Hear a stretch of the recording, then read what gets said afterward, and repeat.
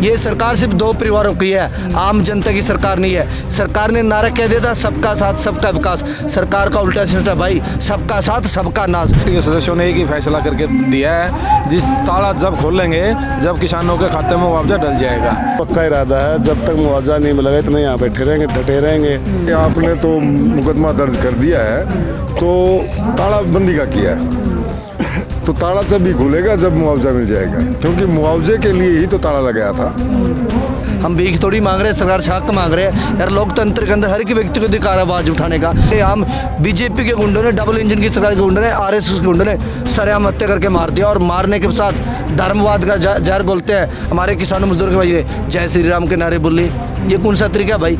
इससे क्या देश की तरक्की होगी? देश की तरक्की होती है एजुकेशन से, देश की तरक्की होती है हेल्थ सिस्टम से, और देश की तरक्की होती है स्वामीनाथन रिपोर्ट C2 लागू करने से। अगर देश के अंदर ये तीन चीज़ें लागू होगी तब हमारा देश तरक्की कर रहा है, वरना ऐसे लुटता रहेगा। भगत सिंह को किसी जातिवाद पर विश्वास नहीं करते। भगत सिंह नास्तिक था, वो भगवान को नहीं मानता था। भाई तेरा मन साफ है ना तो भगवान है। एक भी मंदिर मस्जिद वाला लंगर लाना आया कोई? बस देखिए श्रीलंका में कितना हाहाकार मचा हुआ है। श्रीलंका में पोजीशन हो गई है 500 रुपये किलो चौल मिल रहा, और वही पोजीशन भारत में होने वाले 3 साल के अंदर। मैं दावे के साथ कहता हूँ, अगर यही पोजीशन रहा, यही सरकार रही, आने वाले समय में लोग रोटी के मोहताज हो जाएंगे।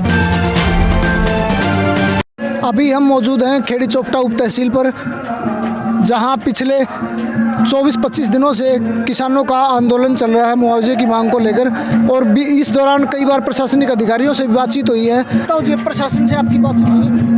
देखिए, प्रशासन से हमें कल बुलाए थे प्रशासन ने, डीसी मैडम ने कहा भाई हमने आपकी रिपोर्ट तैयार करके ने गवर्नमेंट हरियाणा सरकार को भेज दी है, और हमने जितने भी आपके सर्कल के पटवारी थे सारे पटवारियों का तबादला कर दिया है, और आपकी रिपोर्ट जो है ना वो पॉजिटिव भेजी है सरकार को। करना सरकार ने है, देखो सरकार क्या करती है। अगर आप तहसील का ताला खोल दीजिए, तो हमारे किसानों ने कहा भाई आपने ये मान लिया है भाई मुआवजा देना है सरकार, ये मतलब हमारी कॉटन में नुकसान हुआ है, नुकसान के तो सरकार ने, आपने प्रशासन ने मान लिया है। आप जिले की सबसे बड़े अधिकारी हो, आपने अपने मुख से ये मान लिया है भाई आपका नुकसान हुआ है, तो फिर मुआवजा देने में क्या दिक्कत है? तो डीसी मैडम का ये बयान था भाई हमने तो रिपोर्ट भेज दी सरकार को, बाकी करना सरकार ने है, तो आप तहसील का जो है ना ये लोग खोल दो।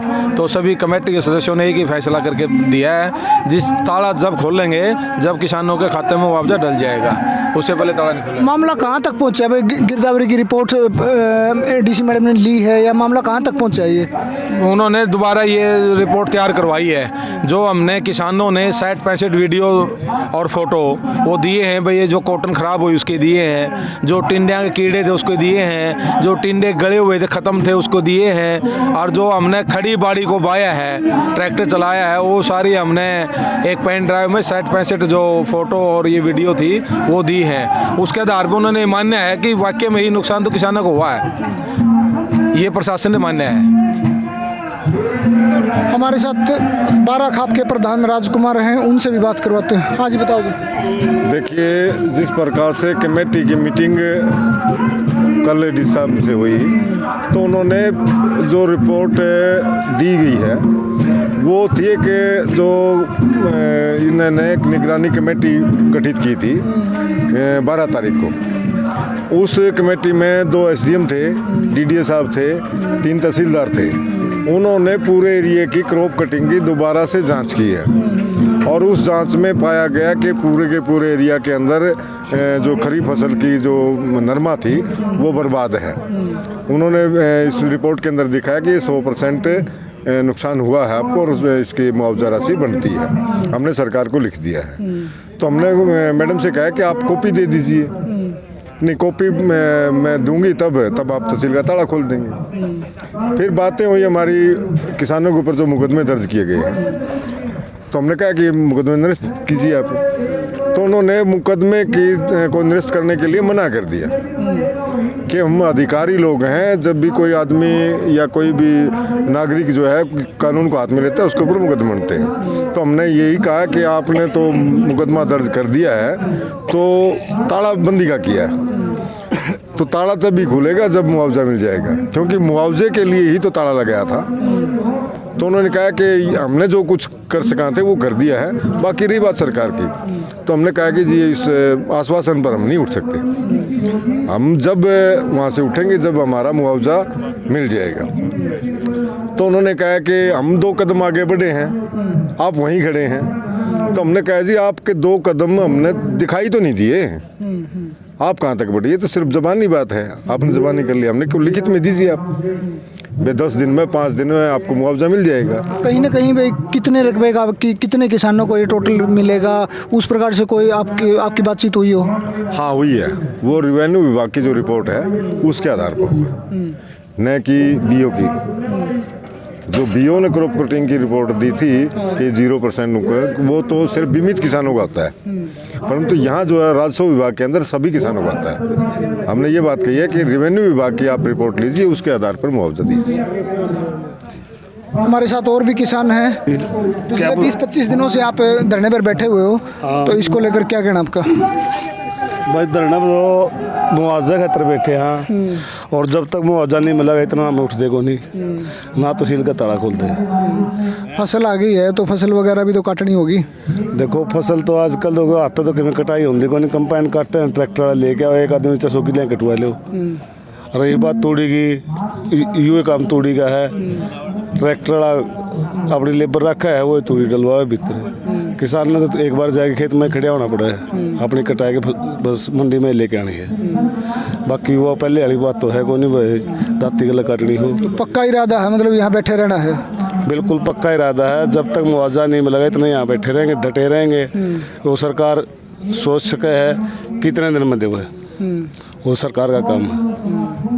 ठीक, हमारे साथ और भी किसान हैं, उनसे भी बात करवाते हैं। हाँ जी बताओ जी। जो कल हमारे यहाँ से 11 सदस्य कमेटी गई थी, डीसी महोदय जो कि प्रियंका सोनी डीसी है हिसार की, उससे बातचीत हुई, लेकिन बातचीत सिरे नहीं चढ़ी। सिरे ना चढ़ने का कारण प्रशासन खुद है, ना कि वो दोषी किसानों को देती है। हमेशा दोष किसी भी धरने पर किया जाए तो किसानों और मजदूरों को दिया जाता है। देखिए खुद सरकार ने विचार करना पड़ेगा कि इनके फसल मुआवजे की मांग है, कोई घनी बड़ी मांग तो है नहीं है। हम भीख थोड़ी मांग रहे हैं, सरकार हक मांग रहे हैं यार। लोकतंत्र के अंदर हर एक व्यक्ति को अधिकार है आवाज़ उठाने का। ये आवाज़ों के दबा रहे हैं, कैसे दबा रहे हैं आप देखिए। लखीमपुर खीरी कांड हुआ था पीछे, आज उसके चश्मदीद गवाह, एक सरदारों का लड़का था चश्मदीद गवाह, उसको सरेआम बीजेपी के गुंडों ने, डबल इंजन की सरकार के गुंडों ने, आरएसएस के गुंडों ने सरेआम हत्या करके मार दिया। और मारने के साथ धर्मवाद का जहर घोलते हैं हमारे किसानों मजदूर के भाई, जय श्री राम के नारे बोली। ये कौन सा तरीका भाई? इससे क्या देश की तरक्की होगी? देश की तरक्की होती है एजुकेशन से, देश की तरक्की होती है हेल्थ सिस्टम से, और देश की तरक्की होती है स्वामीनाथन रिपोर्ट C2 लागू करने से। अगर देश के अंदर ये 3 चीज़ें लागू होगी तब हमारा देश तरक्की कर रहा है, वरना ऐसे लुटता रहेगा। क्योंकि ये तो वो काले चोर है जो पहले अंग्रेज चोर होते थे ना, ये वही चोर है। सन 1947 में आज़ाद होने से पहले, ये 1925 में बना था आरएसएस गठन, तब भी ये अंग्रेजों के पिट्ठू होते थे। और आज देश की भाग तो इनके हाथ में, देश तो बिकना था। आज देखिए श्रीलंका में कितना हाहाकार मचा हुआ है। श्रीलंका में पोजीशन हो गई है 500 रुपये किलो चौल मिल रहा, और वही पोजीशन भारत में होने वाले 3 साल के अंदर। मैं दावे के साथ कहता हूँ अगर यही पोजीशन रहा, यही सरकार रही, आने वाले समय में लोग रोटी रोटी के मुताज हो जाएंगे। ये राजनेता बनाएंगे खुद। पिछले कुछ दिनों में 11-12 रुपये लीटर तो पेट्रोल डीजल के दाम बढ़ गए। अरे भाई इलेक्शन आ जाए पेट्रोल डीजल के दाम कम, अब जब इलेक्शन चले जाए सीधा 20 रुपये 25। कल की बात तो भाई अपने 40 रुपये बैरियल इंटरनेशनल मार्केट में कच्चे तेल का भाव 40 रुपये कम हुआ, और उसका भाव आज 100 रुपये बैरियल है। और जबकि 140 रुपये था, 40 रुपये घट गया ऊपर से इंटरनेशनल मार्केट में। और भारत की सरकार क्या करी है? दुगना रेट बता रही है। किसकी सरकार है? पूंजीवादी। तेलों का स्टॉक किसका? अडानी अंबानी फैमिली का। ये सरकार सिर्फ 2 परिवारों की है, आम जनता की सरकार नहीं है। सरकार ने नारा कह दिया था सबका साथ सबका विकास, सरकार का उल्टा सिस्टम भाई, सबका साथ सबका नाज। ये तो रंडे की सरकार है, मोदी रंडा, खट्टर रंडा का, योगी रंडा, ये तो रंडे की सरकार ने क्या परिवार को तो वही चला सकता है जिसका परिवार हो। इनका आगे पीछे रोने वाला नहीं। ये किस तरह देश ने चला देंगे? देश का तो बैठा बिठा दिया। एक बात बताओ, यहाँ के लोगों में जहर घोला है हिंदू मुसलमान का। मुसलमान न्यू है भाई साहब, मुसलमान भगत सिंह को बचाने वाला कौन था? मुसलमान वकील। और भगत सिंह को मराने वाला कौन था? सत्यनारायण, आरएसएस का सदस्य है जिसके पास। अरे ये तो अपने देश के अंदर ऐसी भावना पैदा कर दी। देश के बच्चों के नौजवान से 3 साल हो गए भाई, नौजवान हमारे देश के जो आर्मी की तैयारी करते थे, बॉर्डर पर लड़ाई लड़ते थे नौजवान, आज वो आर्मी की तैयारी नहीं कर पाते क्योंकि आर्मी की भर्तियां बंद कर दी इन्होंने, लॉकडाउन का बनना। अब अगले महीने में 2 महीने में आपको बता देता हूँ, XE कोरोना वायरस आने वाला है, जो चाइना के अंदर, हांगकांग के अंदर वहाँ पर लॉकडाउन लगा दिया, और वही पोजीशन अपने है कौन नहीं है कोरोना। 13 महीने का सर्टिफिकेट ले रहे हैं भाई, दिल्ली में बैठे थे, हमारा तो कोई कोरोना नहीं हुआ। यहाँ तो एक बीमारी है राजनेताओं की, इन्हें अपनी राजनीति रोटी सेकनी है, और जब तक हमारे देश की बोली बाली जनता नहीं जागेगी ना, देश का बट्टा तो बैठना भाई, जागना पड़ेगा, खुद भी जागे। भगत सिंह का मकसद अकेला आज़ादी दिलाना नहीं था, भगत सिंह का मतलब था कि मेरे देश के आज़ादी मिलने के बाद मेरे देश के लोगों का, जनता के क्या होगा, गरीब जनता के क्या होगा, किसानों को क्या होगा, मजदूरों को क्या होगा, और साम्राज्यवाद से लड़ाई थी। आज पूंजीवादी लोग, जो पूंजीवादी लोग शोषण कर रहे हैं किसका, कमेरा वर्ग। कमेरा वर्ग कौन है, जो मध्यवर्ती वर्ग हो गए, जो मेहनत करके तबका कमाता है, उनका शोषण हो रहा है, हर प्रकार से शोषण हो रहा है, जाति नाम से शोषण हो रहा है। भगत सिंह को किसी जातिवाद पर विश्वास नहीं करते, भगत सिंह नास्तिक था, वो भगवान को नहीं मानता था। भाई तेरा मन साफ है ना तो भगवान है। एक भी मंदिर मस्जिद वाला लंगर लाना आया कोई, बता दो मीना कोई सा आयो नहीं। यहाँ तो लुटेरे बैठे हैं, मंदिर मस्जिद के नाम पे आपस में लड़ाते हमारे को कि मंदिर मस्जिद बनेगा। एक तो वो मंदिर मस्जिद राम मंदिर बनाया, उसका बनाने के क्या फायदा भाई, 23,000 करोड़ का घोटाला हुआ था पीछे, उस 23,000 करोड़ में 6,000 करोड़ रुपये लेकर भाजया मंदिर का, राम मंदिर का, जो कमेटी का उसका सदस्य था वो व्यक्ति। और कल 12,770 करोड़ रुपये का अडानी का कर्जा माफ कर दिया सेंट्रल सरकार ने, SBI बैंक ने। भाई एक बताओ, हमारे देश की जनता का, आम नागरिक है, चाहे किसान है, चाहे मजदूर है, चाहे मिडिल क्रम व्यापारी है, टोटली कर्जा 10,000 करोड़ है। एक सिंगल व्यक्ति होता 12,070 करोड़ रुपये माफ करो, और आम जनता का करते नहीं। तो यहीं से तो पता लग रहा है सरकार बिजनेसमैन की, पूंजीवादी लोगों की सरकार है, आम जनता की सरकार को नहीं। आम जनता तो खून पीस रही है, जैसे अंग्रेज पीसते थे, और इसी तरह ये काले चोर, काले अंग्रेज हैं जो हमारे देश का भट्ठा बिठा रहे हैं। एक बताओ, हम उस चीज़ को बेचते हैं जो घाटे में दे। आज तक भारतीय पेट्रोलियम पंप कदे घाटे में नहीं आया, वो भी बेचन है, एयरलाइन से बेच दिया। यूक्रेन रूस की लड़ाई चल रही है, इस लड़ाई में एक बात बताइए भाई, हमारे देश के 25 से 30 हज़ार नौजवान साथी, जिसमें हमारी सिस्टर भी आ गई, बहनें भी आ गई, विद्यार्थी एजुकेशन लेने के लिए विदेशों में गए हुए थे, वहाँ पर क्यों जाना पड़ा? उसका कारण क्या? हमारे देश में एजुकेशन ना होना, हमारे देश में हेल्थ सिस्टम ना होना। यहाँ पर एजुकेशन इतनी महंगी है कि आम आदमी कर ही नहीं सकता, MBBS कर ही नहीं सकता। भाई साहब, एक तो मेरे देश के अंदर MBBS डिग्री लेने के लिए 5 साल लग जाता है, वही 5 साल वहाँ पर लगता है। 2.5-3 करोड़ में MBBS की डिग्री मिलती है, और यही डिग्री यूक्रेन के अंदर 20 लाख में मिला भाई। तो यहाँ क्यों पढ़ेंगे भाई, आपको जाएंगे छोड़ कर। तो यहाँ देश की सरकार की नीति और नीयत में खोटा है। जब तक सरकार नीति और नीति नहीं बदलेगा, तब तक हमारा देश का भला नहीं हो सकता। सरकारें बदलने से कुछ नहीं होता, सिस्टम चेंज कराना है। भगत सिंह ने यही कहा था कि सरकारें कब तक बदलोगे। मेरा सोचने का तरीका यह है कि मैं भगत सिंह के राह पे चलना है। हमने भगत सिंह का सोचने का तरीका यह था कि आगे आने वाले समय मेरा देश, मेरा किसान मजदूर तबका कहीं साम्राज्यवाद से कैसे बचेगा, वो मकसद था। 24 दिन से बैठे हैं, आगे भी क्या राय है?